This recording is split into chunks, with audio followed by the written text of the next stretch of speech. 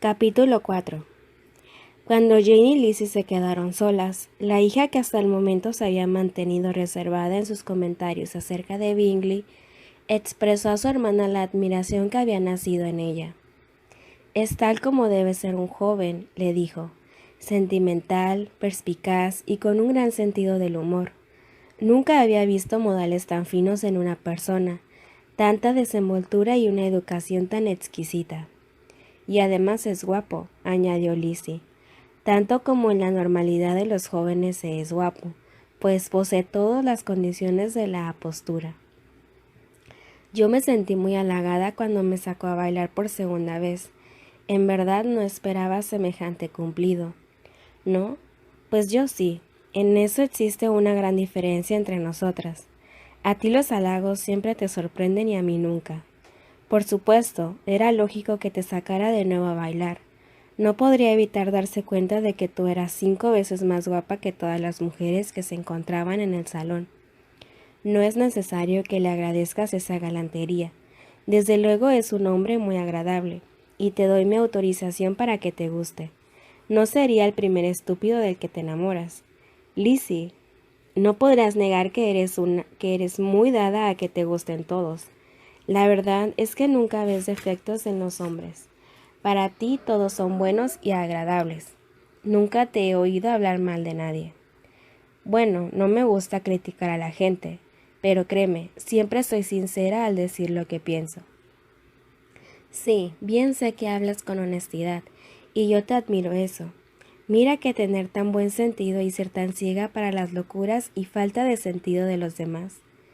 El fingimiento del candor es algo de lo más común y corriente, pero ser auténticamente cándida, sin ostentación y sin un propósito, fijarse en lo bueno de cada quien y aún tomarlo como todavía mejor, sin decir nada de lo malo, esa es una característica que solo tú posees. ¿Acaso te gustan también las hermanas de ese muchacho? Sus modales distan mucho de ser tan finos como los de él.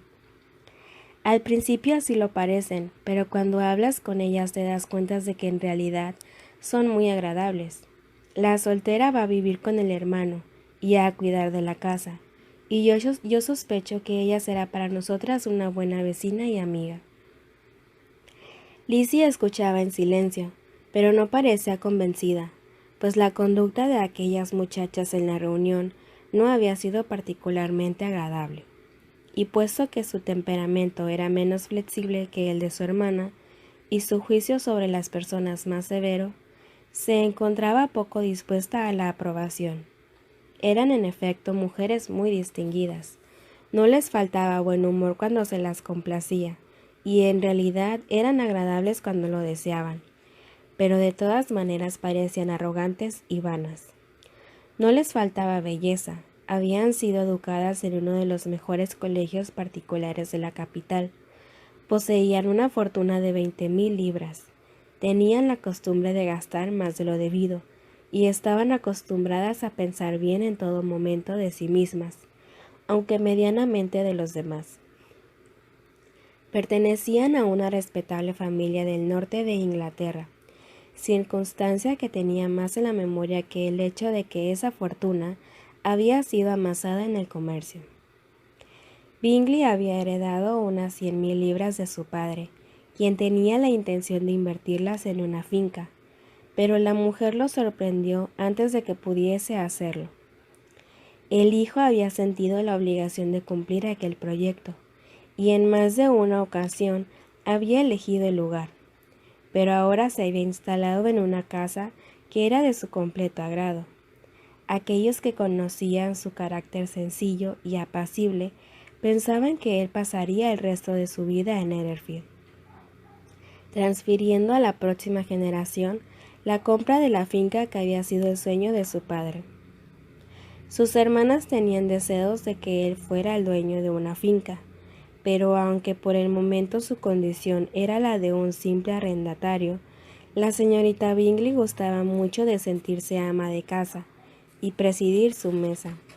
Y la otra hermana, la señora Hurst, que se había casado con un hombre que tenía más elegancia que medios, estaba dispuesta a considerar la casa de su hermano como la propia cuando así le conveniese. Apenas hacía 2 años que Bingley había alcanzado la mayoría de edad, cuando le recomendaron que visitara la casa de Netherfield. Él la vio por dentro y por fuera durante media hora. Le satisfizo la ubicación, los salones y las principales habitaciones y de inmediato llegó a un acuerdo con el propietario para rentarla. A pesar de que Darcy y él eran de carácter muy distinto, los unía una fuerte amistad. Lo que más admiraba a Darcy de Bingley era su franqueza, su sencillez y su temperamento tranquilo, aunque se sentía muy satisfecho con su propio carácter.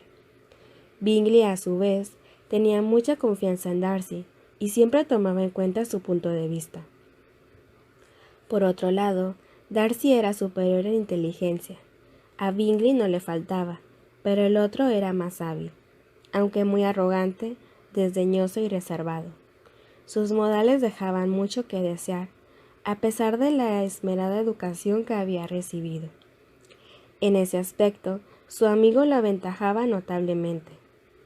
Bingley inspiraba confianza dondequiera que se presentase, a diferencia de Darcy, cuya manera de ser resultaba ofensiva. La radical diferencia de caracteres se puso en evidencia en la percepción que ambos tuvieron en la fiesta de Mayton. Bingley expresaba que jamás había estado con gente tan agradable, ni con muchachas tan bonitas.